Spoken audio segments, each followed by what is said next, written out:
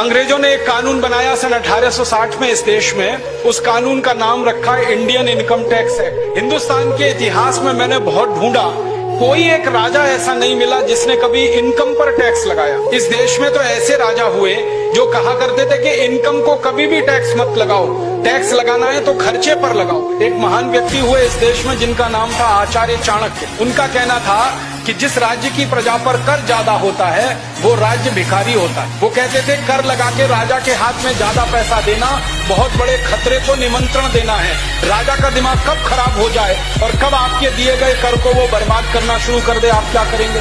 इसलिए कहते थे पैसे लोगों के हाथ में रहने चाहिए, समाज के पास रहने चाहिए, राजा के पास कम से कम पैसे आने चाहिए, इसलिए कर कम से कम होना चाहिए। तो उन्होंने ये व्यवस्था दी थी। परिणाम जानते हैं क्या हुआ? जितने साल चाणक्य इस देश के प्रधानमंत्री रहे, भारत दुनिया में सोने की चिड़िया जैसा देश था।